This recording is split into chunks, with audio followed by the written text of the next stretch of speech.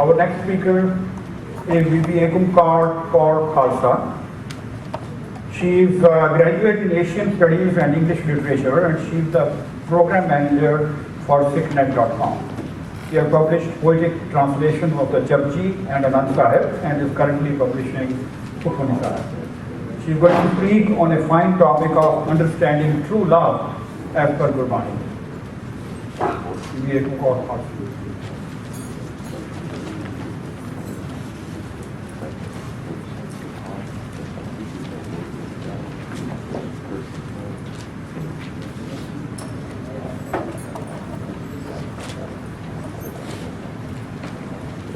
Waheguru Ji Ka Khalsa. Thank you so much for the honor to address all of you today. I'm grateful to be part of this 4th annual City Guru Granth conference, and I want to thank the Chardi Kalaa Foundation and the San Jose Gurdwara for inviting me. We'll wrestle within your life the question of love. What is love? What is not love? How do you find it? How do you nurture it and maintain it? What do you do when love fails?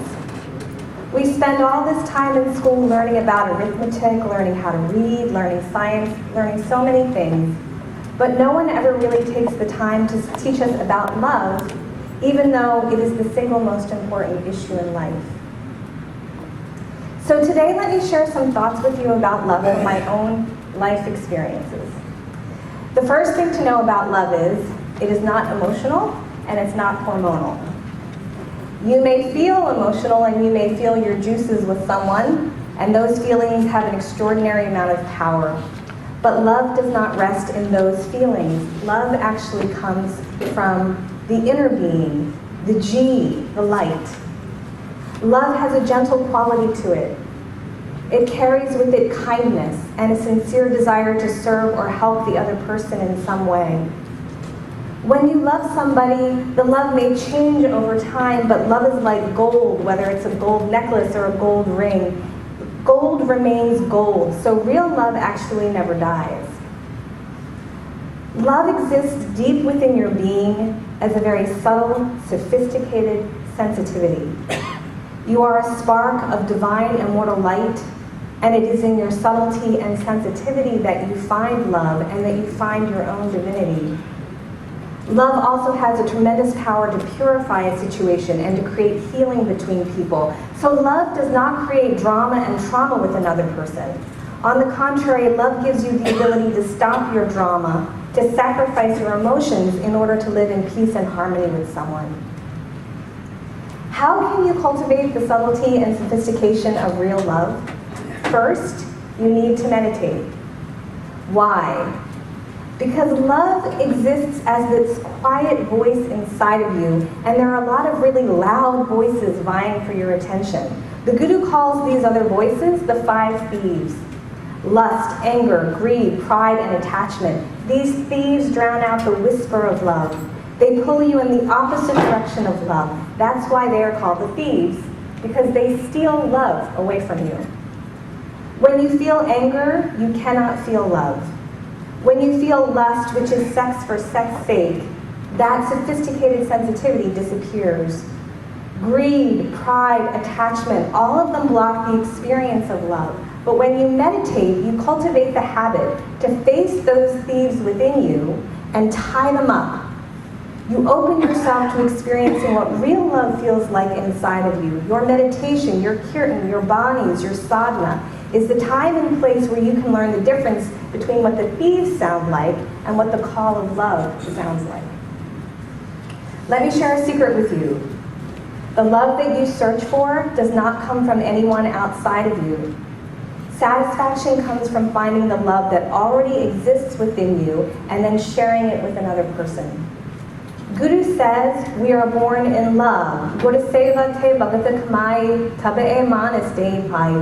You serve the Guru with love and devotion, and that's how this human body came to you. Therefore, the base of you, the very cause of your human birth, the foundation of you comes from love.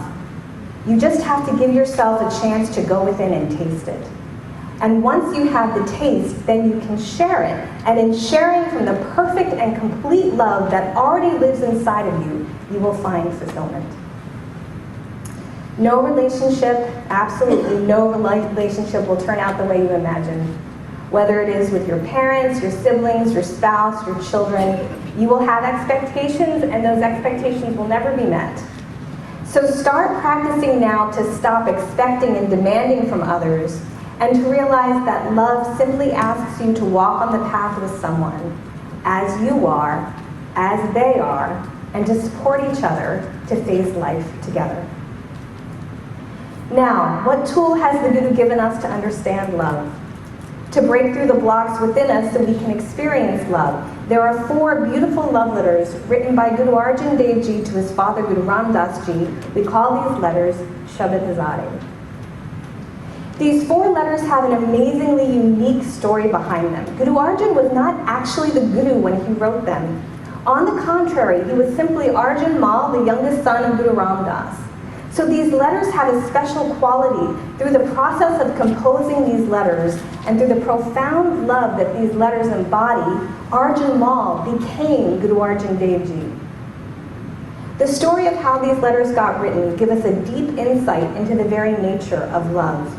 I wish I had time to go into the whole dramatic story of how Arjan Mal composed these letters, because it is quite the cosmic play. But my time does not allow me to do the full story justice, so I'm going to give you the Cliff's Notes. When Bibi Bani asked her father Guru Amar Das for the line of the Gurus to come through her, her prayer created a particular social spiritual drama. Power usually passes from the father to the firstborn son in traditional patriarchal societies, so many people assumed that Bibi Bani's oldest son, Prithvi Chand, would become the next Guru. And Prithvi Chand, of course, himself certainly believed it. But the Guruship has a unique quality. It is a purely mystical reality, not subject to politics, reason, logic, debate, bribery, anything. It moves by the hand of the unknown, from the eyes of the unseen one. And this mystical quality of the Guru's consciousness, frankly, is proof of God on earth. Arjan Mal came as the last-born son. He had a sweet disposition and a meditative nature. Prithvi Chand felt jealous of Arjan Mal, so when Guru Ram Das sent Arjan to Lahore for a family wedding and asked Arjan to stay in Lahore until the Guru himself called for him, Prithvi Chand felt a sense of relief. Now Arjan stayed in Lahore after the family wedding and set up free kitchens, gave talks on Dharma, but his longing to see his father became unbearable, and love has this quality. We do not want to feel separated from the one we love. And Arjan felt the pain of the separation, so he began to write letters to his father, expressing the deep pain, longing, and love that he felt. But when Arjan sent a servant to Amritsar to give the letters to Guru Ram Das, Prithvi Chand intercepted the servant, stole the letters, and hid them. We can see between these 2 brothers the dynamic between the inner being and the 5 thieves. The inner being has a longing to experience love when you take your last breath. The only thing that really counts is how well you loved. Nothing else matters. So when the soul sends out a call for love to come, the soul does that. But the untrained mind and the thieves steal that calling and block the call from being answered. Arjan did not give up. Prithvi Chand intercepted the first letter, Arjan wrote the second. Prithvi Chand intercepted the second, but all this did was make Arjan more and more determined to reach his father. When we look at the poetry of Shabad Hazaaray, the 3rd letter that Arjan wrote had so much intensity in it, so much heartbreak and longing that somehow the hand of the unseen one moved in his favor. The servant managed to slip past Prithvi Chand the 3rd time and deliver the letter into the hands of Guru Ram Das. This too gives us insight into the nature of love. In our journey of life, the call of love never gets fulfilled through our own mental planning or manipulation. Love is the language of the divine and the purpose of human existence. So the unseen hand has to play a part in its fulfillment. The ego can never get there on its own. When the longing becomes deep enough, painful enough, and demanding enough, that actually gives us the power to conquer the thieves and allow the Creator to help us in our quest. Guru Ram Das read the third letter. Then he asked Prithi Chand for the first two. Prithi Chand denied knowing anything about the letters, but the Guru knew the letters were hidden in Prithi Chand's coat at home. After Guru Ram Das exposed Prithi Chand's deception, the Guru sent Baba Buddha with a carriage and all pomp and circumstance to bring Arjan Mal from Lahore back to Amritsar. When we read the letters, by the time Arjan got to the third letter, he spoke to his father Guru Ram Das as a beloved calling upon a lover.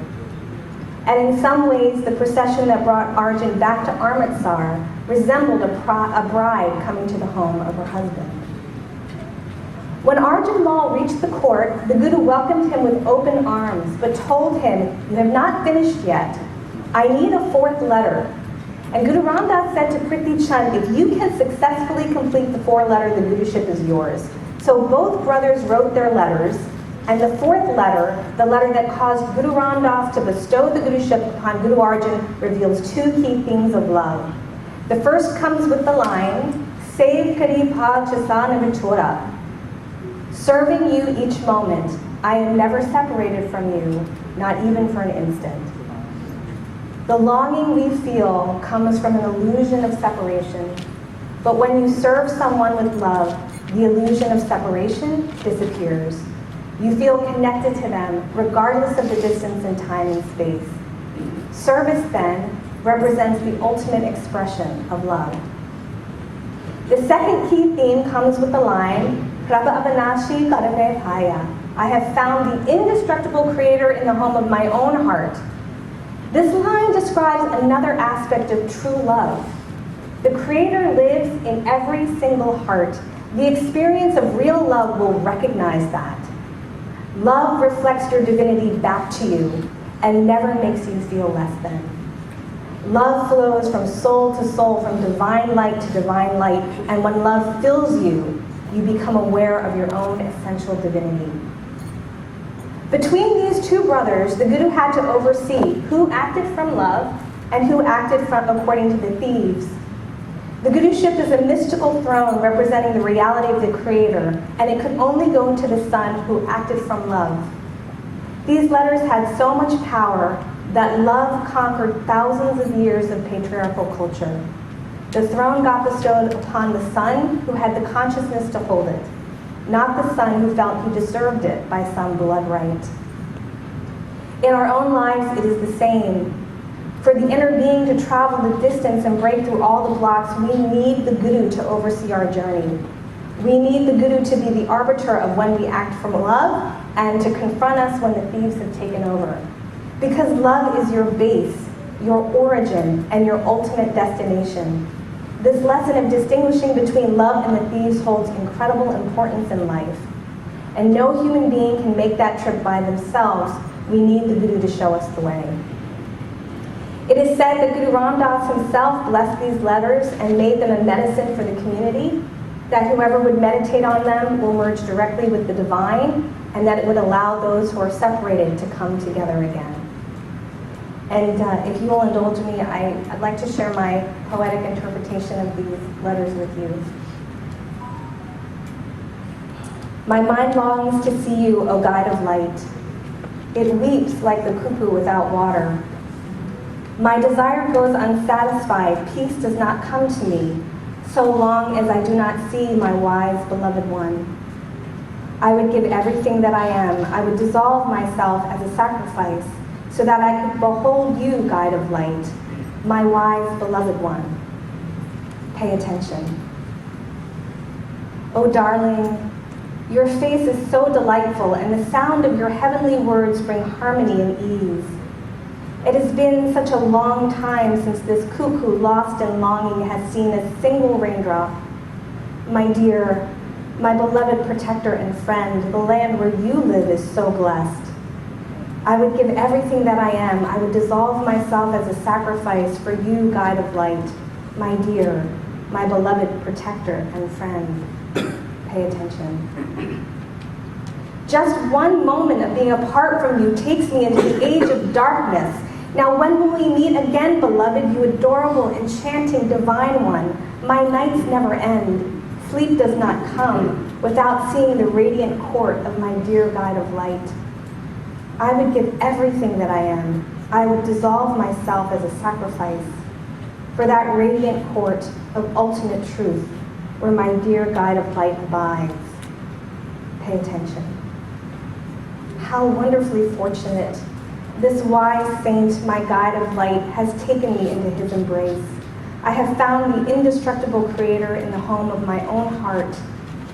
Serving you each moment, I am never separated from you, not even for an instant. Dear one, Nanak has become your devotee and your slave. I give everything that I am. I dissolve myself as a sacrifice. Dear one, Nanak has become your devotee and your slave. Pay attention. To end this talk, I would like to invite Prabhu Namkar to come up here with me, and I would like to invite you into an experience. Many times we sing kirtan, and sometimes it becomes a formality. But today I would like you to just sit and simply listen. Listen not with your ears, but with every pore of your being, and open yourself up to that subtle, sensitive being that you are, to feel that love inside of you, to feel the pain, to feel the guru, and to just become super sensitive and super open as she recites the letters.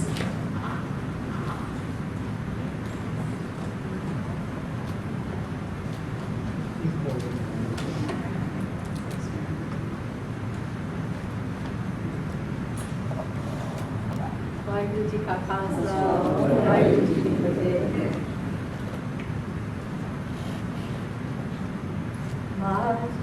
महला पंजवा चौक दे घर फैला मेरा मन लोचे गुर दर्शन पाई दिल खड़े चात्रिक की आई त्रिखाना उतरे शांत न आवे दिन दर्शन संत प्यारे जियो हो गोली जियो गोल घुमाई गुर दर्शन संत प्यारे जियो रहा तेरा मुख सुहावा जियो सहज तुम पानी चिर हुआ देखे सारे पानी धन सो देश जहाँ तू वस्या मेरे सजन मीत मुरारे जियो हो गोली हो गोल घुमाई गुर सजन मीत मुरारे जियो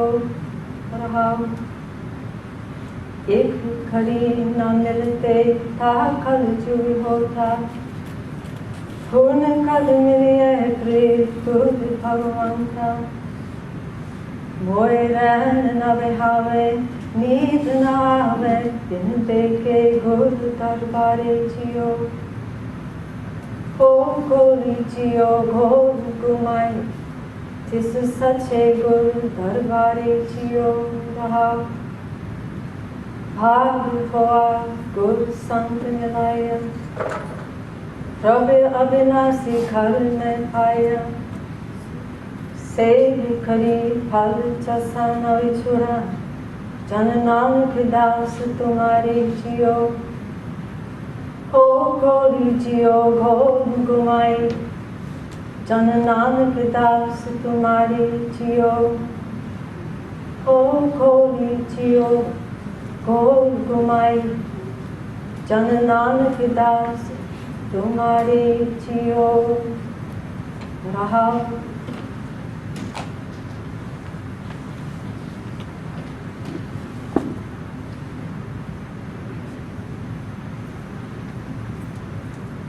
वाहिगुरु जी का खालसा वाहिगुरु जी की फतेह।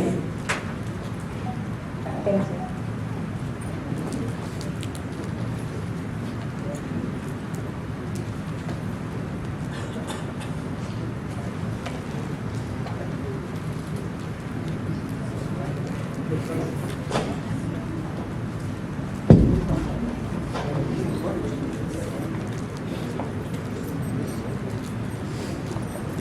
Thank you very much for an excellent presentation on such a fine topic. Thank you.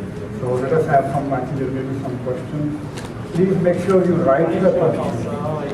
Yeah, the question will be taken in writing on this thing, and I will announce that. Is it possible to write the question, please? Waikiki Khalsa, Waikiki Khalsa. I have a direct question that Ong Kaar Kaur. You stated in a 3HL Kundalini Yoga teacher training video, there's an oral trick. I'm sorry, I think we're taking questions through the card and we're sticking to the yeah. topic. So I would like you to please sit down and please write your questions on the card and respect the process of what this conference is I about. think we have a What is process. wrong with me talking? I'm the Sangha, I'm a Sikh, and I'm asking another Sikh a direct question. Yeah. I'd like to ask it. I don't want to throw it on the card. I want to ask her directly the question. Yeah, but it depends. Is this okay with the Sangha? And the Yeah, I just want to question. You like on it. I would be grateful to answer the questions that come in from the talk that I just gave. Let's follow the protocol. Let me ask the question. It's a very simple question. Could you ask me one of the questions? Okay, the question we are, we are receiving questions in the process which we have already declared that right on these, I think somebody already circulated these. Any questions you have related to the subject which you have just heard, please send your questions. And the first question is, what is your writing process? When will the Sukhmani Sahib book be available? My writing process, it took 8 years to translate Sukhmani Sahib, so I go through a pretty deep process. And the process is that the first level is doing the research, looking up all the terms in Gurbani, trying to see if I understand it, doing a really, really, really rough first draft, consulting with scholars, reading other translations, doing what I can to understand the sort of literal meaning of the Gurbani. And then after that's done, then I go into a way deeper poetic, mystical process because the Guru ultimately is a poet and a mystic. So then it's about kind of meditating deeply on the Shabad and saying, what's the holistic picture? Because when we look at Gurbani word by word and line by line, it's like we can sometimes miss the forest for the trees. So you have to get a little bit vast and a little bit, trying to see it all at once, grok it all at once, and then translating poetically because ultimately the dictionary is not the Guru. And it might take 2 lines of Gurbani English to explain 1 line of Gurbani if you want to get into the whole dimension of it. So it's a pretty deep process. I wrestle with it a lot. I cry a lot. It's hard for me sometimes what the Guru says. But it's about getting the holistic picture and then giving the best poetic rendition that I can in English to explain that multidimensionality of what I see from the holistic image of Gurbani. And Sukhmani will hopefully be published by October, November this year, after 8 years. That's pretty cool. Thank you very much. The next question is, how to cultivate matrimonial bliss or matrimonial love according to Gurbani? Well, I think that the Lavan is the key if you want to understand, and I wish I had my notes with me from translating the Lavan. The Guru gave us a really perfect Shabad to embody marriage. And what the Lavan shows us is a growth of spiritual consciousness. And so I think the hardest thing is that we think that we marry in order to satisfy our desires, right? Like I want what I want, I'm going to get what I want from that person, and it's about what I want. And then what marriage is from the perspective of Gurbani and the Lavan is that you're both on a journey to merge with the divine. And the Guru has brought you together, because right, we say that we don't marry each other, we marry the Guru. There's 2 brides and the Guru is the husband. So what we're doing is we're both on this journey to merge back to Waheguru, merge back to the infinite, and our relationship is to serve each other through the process of growth that we each require to get to that merger. And so if we can shift our concept of marital bliss from I'm getting everything I want and I'm happy to I'm serving your journey to recognize your divinity and merge, and the Lavan really outlines that there's a process. If you look at the 4 rounds, there's a distinct consciousness in each process. It's like a spiral that goes up. And so if we're both aware of that spiral and taking it together, that's how you can, that's the way to cultivate bliss. And I think there's a practice where you can read Japji, for instance, and alternate voices, the male and the female. And reading to each other in Gurbani and taking the time for there to be alternate voices allows the subtle ability to start to listen to each other. Because sometimes when we fight, we can't hear, the whole thing is fighting is that I can't hear you. If I'm fighting, it's because I've stopped listening. And when we recite Gurbani together, and even if we alternate lines, it develops the ability to hear each other, which I think listening is the most important skill when it comes to building relationships. Thank you. Next question is, how can love and ego coexist? They cannot. The Buddha is pretty clear about that. Where your ego is predominant, you're blocking the experience of love. Where the ego is, not that you don't have a frame of reference, right? I thought Ajay Singh gave a beautiful talk about this. But when your ego is predominant, the subtle, sophisticated voice is not. And when the subtle, sophisticated voice is predominant, then the ego is more like a servant, just kind of hanging out, serving it. So they don't exist in the same moment. And there's a line from Gurbani, and Guru Amar Das says it, but I can't remember. But he's pretty clear about that. Thank you. Next question is, the way today's society operates, how do we spread Guru Arjan Dev Ji's message in a more effective way? We're doing a pretty good job here, I think. This is one of the methods. By explaining it, by doing what we're doing here today, to share with you all from the heart. To share with you all from the heart, to be very real instead of not. And as you can see, it takes a little bit of courage.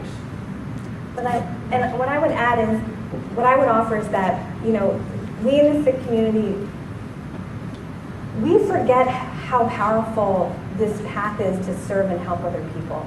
And sometimes when we go out, because especially since 9/11 what's happened, we're like, oh my God, the turban does not mean I'm terrorist, a turban means really good things, and we're trying to explain who we are to other people. But if we would just share the Guru's words in our own language with another person and say, hey, this is a way to look at life. Let me tell you how to look at life from this perspective. Then all of a sudden, we're helping someone. When you help someone in a turban, they immediately will have a different experience. So one thing I've learned in the translation process is, it's critically important, if you have the time, to go into Gurbani and be able to say it to yourself in your own words. It's the best self-therapy, whether you're a poet or not, whether you publish it or not, or share it or not. Find a way to explain Gurbani to yourself in your words, because then when you share your expression of Gurbani with the people around you, especially people who aren't Sikhs, it spreads the message, it makes the impact. Yeah, very beautifully said. Thank you. Thank you. There's another question, it's not very clear, but let me try. It says, the story you shared is very popular, but does it stand up to Gurbani's rules, where the stamp of Nanak is only on the Shabad by those who are already the Guru? I would, that's a very good question. I'm not going to try and get into that whole conversation.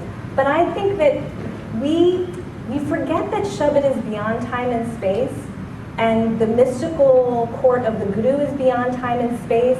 So there's no problem that this Bani came in at the moment that Guru Arjan Mal had to crystallize himself as Guru Arjan. Bani is a transformative power, right? Bani Brahm Hat. Like, what else do you want? It's the creative power of God.